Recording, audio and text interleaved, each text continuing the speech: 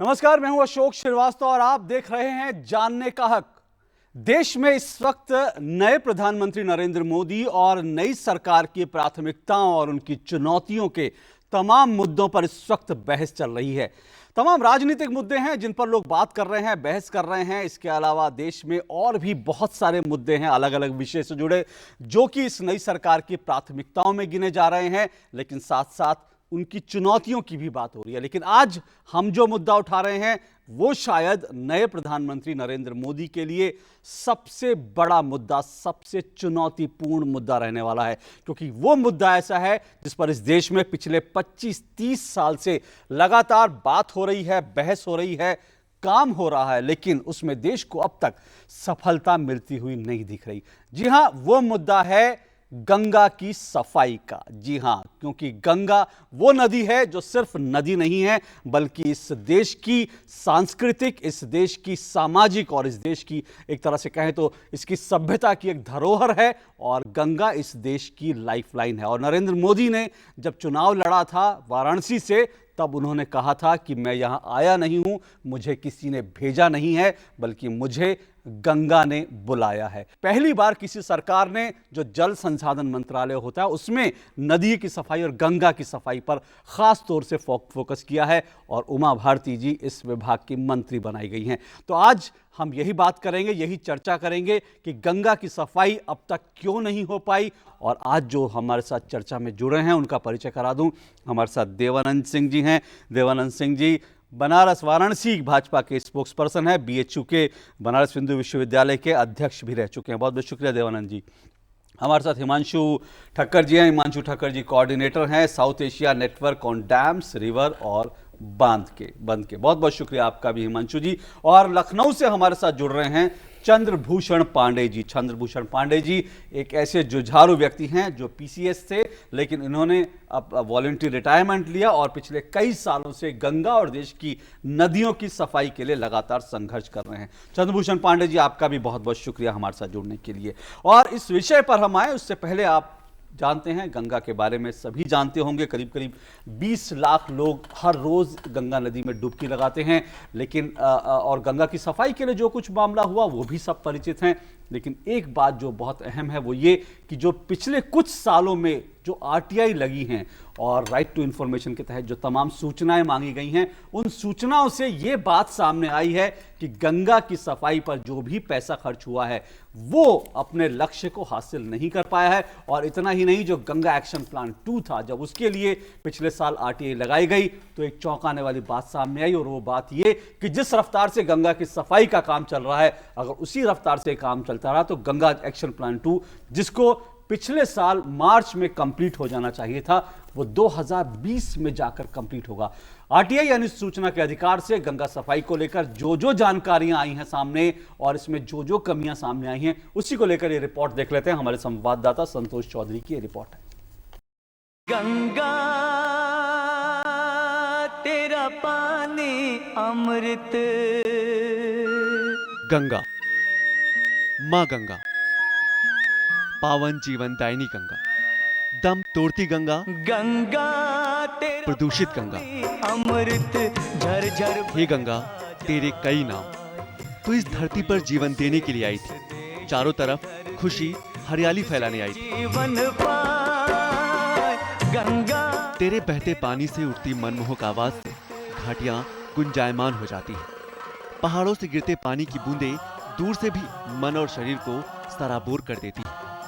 यही गंगा गंगोत्री से निकलकर उत्तराखंड होते हुए जैसे ही मैदानी भाग में प्रवेश करती हैं, धीरे धीरे दम टूटने लगता है। गंदगी के चलते जल गंदे पानी में नजर आने लगता है।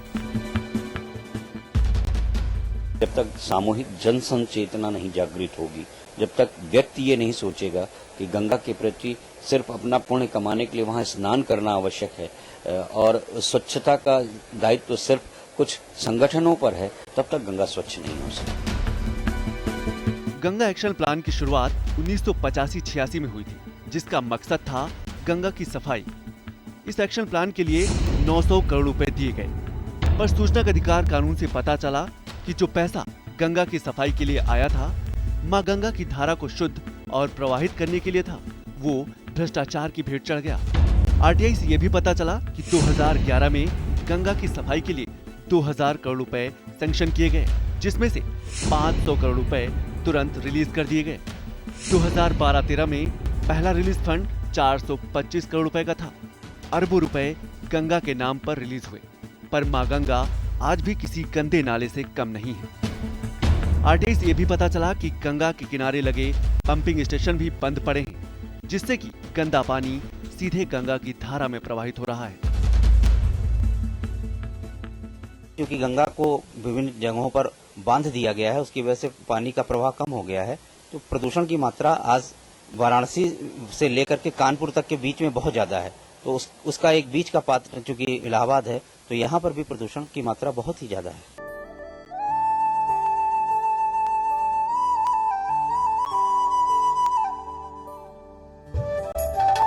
गंगा 10 लाख वर्ग किलोमीटर क्षेत्रफल को सिंचित करती है।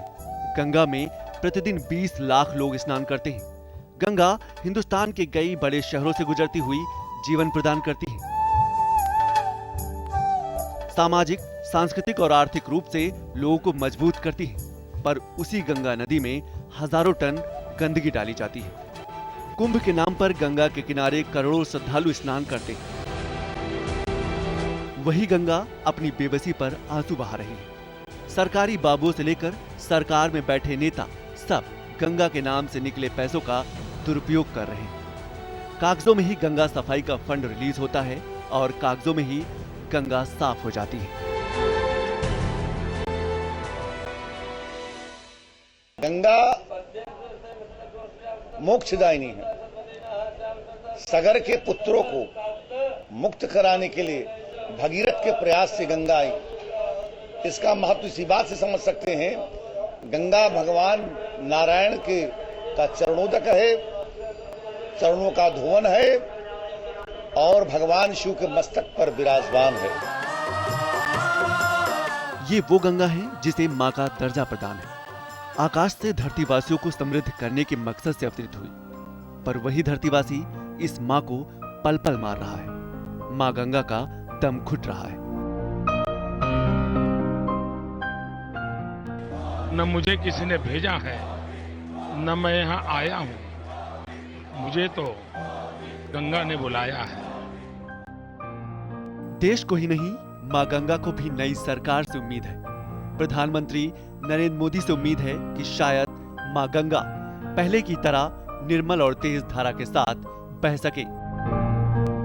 धरती पर जीवन लाने के लिए भगीरथ जिस गंगा नदी को लाए थे, आज वही गंगा नदी अपने जीवन को बचाने के लिए पूरे देश से एक भगीरथ प्रयास चाहती है।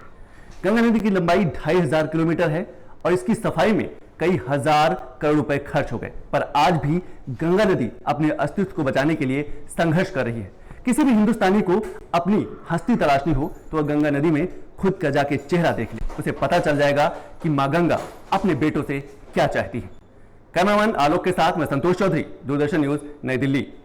तो चलिए, ये आपने रिपोर्ट देखी और सबसे पहले मैं देवानंद जी आपसे मैं मुखातिब होना चाहूंगा, क्योंकि आप वाराणसी के हैं और आपके सांसद हैं देश के प्रधानमंत्री नरेंद्र मोदी जी, और उनके सामने एक बड़ी चुनौती है। कितनी बड़ी आप चुनौती मानते हैं और आपको लगता है कि वास्तव में जिस काम को राजीव गांधी या फिर पिछली कई सरकारें करने की कोशिश करती रही, क्या उसको कर पाएंगे नरेंद्र मोदी? माननीय नरेंद्र मोदी जी कहते हैं इस बात को कि गंगा का मैं पुत्र हूँ, गंगा मेरी माँ है। अशोक जी, आप इससे आप समझ सकते हैं कि जो 65 सालों में गंगा हमारी सरकार बनी आज़ादी के बाद, जो योगदान करना चाहिए था सरकारों को, उन्होंने नहीं किया। और आज ये जो पूरा विश्वास है, पूरे देश की जनता इस बात को जानती है। और मोदी जी का जो विज़न है, आपने देखा होगा कि साबरमती के संग जिसने कमाल कर दिया हो, और साबरमती एक नाले के रूप में परिवर्तित हो गई थी जी। आज साबरमती का अस्तित्व आज पूरी दुनिया देख रही है कि किस तरह से अविरल धारा वहाँ बह रही है। और हम सबको लगता है कि आप 5 साल 60 महीने के बाद आपको खुद लगेगा और इस देश की जनता को लगेगा कि निश्चित रूप से माँ गंगा की जो इस समय दुर्दशा है इस देश में, क्योंकि ये जीवन धारा हमारे देश की है बिल्कुल, और इस जीवन धारा के पुनर्जागरण के लिए और उसके सफाई अभियान के लिए निश्चित रूप से जो कार्यक्रम बनेंगे पूरा हिंदुस्तान देखेगा। और ये निश्चित रूप से पूरा होगा, हम सबका विश्वास है। जी चलिए, इनका विश्वास है। और फिलहाल 18 करोड़ रुपए गंगा के जो घाट हैं बनारस में उनके लिए सेंक्शन हुआ है और घाटों की तस्वीर बदलेगी, ये एक बड़ी बात है। लेकिन जगदीश जी, देवानंद जी ने जो कहा, एक राजनेता हैं और अक्सर राजनेता जो कहते हैं वो 5 साल बाद क्या होता है जनता उसको तोलती है, और राजनेता बातें भी जब करते हैं तो 5 साल बाद बड़ी बड़ी बातें हो जाती है। लेकिन जो ग्राउंड रियलिटी है, आपको लगता है, देवानंद जी कह रहे हैं कि 60 महीने बाद जब आप रिपोर्ट कार्ड लेंगे तो गंगा का रुख बदला होगा। देश का जो वाटर पॉल्यूशन कंट्रोल एक्ट है वो 1974 में बना था और वो पहला कदम था देश की नदियों को साफ करने के लिए। तो 40 साल के अनुभव के बाद उसको फिर 1985 में गंगा एक्शन प्लान हुआ, 1994 में नेशनल रिवर एक्शन प्लान हुआ, तो 2000 में गंगा एक्शन प्लान फेज 2 हुआ, 2009 में national Ganga river basin authority बनी प्राइम मिनिस्टर की अध्यक्षता में। ये सब एक एक कदम आगे बढ़ाते गए और आपने जैसे कहा 25-30 हज़ार करोड़ रुपए खर्च हुए हैं, लेकिन ये क्यों सफाई नहीं हुई है? मुझे लगता है सबसे पहले हमें ये समझना होगा कि गंगा एक नदी है। हमारे देश में नदियों का महात्म्य लोगों की दिल में है, लेकिन जहाँ तक सरकार, समाज और सिस्टम का स्वभाव है वो नदी का महत्व समझे नहीं है। तो सबसे पहले तो हमें नदी को क्या है समझना होगा। दूसरी बात है कि इसमें एक चीज जोड़ना चाहूंगा, क्या जो ये जो नई सरकार ने एक मंत्रालय बनाया उसके उमा भारती जी को जिम्मेदारी सौंपी गई, क्या आपको लगता है कि सरकार ने इस विषय पे महत्व दिया? उसको लगा कि भाई नदियों का महत्व है?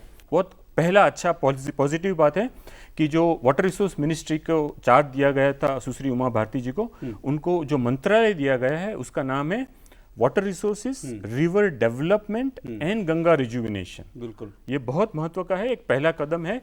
और इसका मतलब ये है कि अभी तक तो उन्होंने जो कल चार्ज लिया वो मिनिस्ट्री ऑफ वाटर रिसोर्सेज का चार्ज लिया है, बाकी डिपार्टमेंट का चार्ज उनके पास कैसे आएगा वो स्पष्टता नहीं है। वो क्या मंत्रालय का नाम बदलेंगे या कोई नया डिपार्टमेंट खोलेंगे वो स्पष्टता नहीं है, उसके ऊपर निर्भर है। लेकिन उमा भारती जी को जो मैंने पर्सनली इंटरेक्ट किया है उससे मुझे आशा है, क्योंकि उनका एक बहुत व्यापक दृष्टिकोण है नदियों की तरफ, और वो इसके लिए संघर्ष करती रही है लगातार। जी। जाहिर तौर पे इसका फर्क पड़ेगा। मैं सीधा लखनऊ चलना चाहूंगा चंद्रभूषण पांडे जी के पास। क्या आपको लगता है, आप आशान्वित हैं कि चीजें बदलेंगी? निश्चित रूप से देखिए, पहले मुझे समझना होगा कि गंगा एक्शन प्लान जो 1985 में शुरू हुआ उसकी भी शुरुआत बनारस से हुई और तत्कालीन प्रधानमंत्री राजीव गांधी ने ये घोषणा किया था कि एक सरकारी प्रयास के रूप में हम नहीं शुरू कर रहे हैं बल्कि जनता के द्वारा एक अभियान चलाया जाएगा और निश्चित रूप से हम गंगा को सफल करने में, साफ करने में सफल होंगे। लेकिन जो गंगा की तस्वीर आज हमारे सामने है वो बहुत ही निराशाजनक है। कोई भी प्रयास करने के पूर्व हमें देखना होगा कि 85 से लेकर के 2014 के बीच में हमारे जो प्रयास रहे वो विफल क्यों रहे, उस पर एक श्वेत पत्र आना चाहिए। गंगा एक्शन प्लान 1, 2 और एनआरसीपी जो है नेशनल रिवर कंजर्वेशन प्रोजेक्ट जो प्रोग्राम है, इस पे एक श्वेत पत्र आना चाहिए कोई अभियान शुरू करने के पहले, नंबर 1। नंबर 2, जनता की भागीदारी के बिना कोई भी इस तरह के अभियान सफल नहीं हो सकते। ठक्कर जी ने बहुत अच्छी बात कही कि नदी मात्र पानी नहीं है, एक जीवन धारा है। गंगा एक विश्व की चौथी सबसे बड़ी नदी है जो करीब 10 लाख वर्ग किलोमीटर क्षेत्र के कैचमेंट एरिया से पानी लेकर आती है और जिसमें करीब 50 करोड़ लोगों की रोजी रोटी जुड़ी हुई है। तो इतनी बड़ी नदी के लिए काम करने के लिए हमें लोगों को जोड़ना पड़ेगा और ये देखना होगा कि ये नदी का जो मुद्दा है ये केवल पोल्यूशन का मुद्दा नहीं है, केवल सीवेज का मुद्दा नहीं है, केवल इंडस्ट्रियल एफ्लुएंट का मुद्दा नहीं है। इसके अलावा पूरे 10 लाख वर्ग किलोमीटर क्षेत्र के भूभाग से तमाम तरीके की मिट्टी में जो रसायन पड़े हुए हैं, पेस्टिसाइड्स पड़े हैं, वीडीसाइड्स पड़े हैं, ये सब भी आ रहे हैं, इन पे भी काम करना होगा। गंगा एक्शन प्लान में जो तमाम तरीके के सीवेज ट्रीटमेंट प्लांट बने, चाहे सुल्तानपुर की बात गोमती पर कर लीजिए, बनारस में गंगा पे कर लीजिए, इलाहाबाद में कर लीजिए, मथुरा में कर लीजिए। मैंने तो प्रयाग से दिल्ली की पदयात्रा की थी अभी कुछ दिनों पहले जी, और इसके अलावा गंगा की पदयात्रा, गोमती की पदयात्रा मैंने अपनी आंखों से देखा है कि सीवेज ट्रीटमेंट प्लांट चलते ही नहीं है, उसकी बटन लोग नहीं दबाते हैं।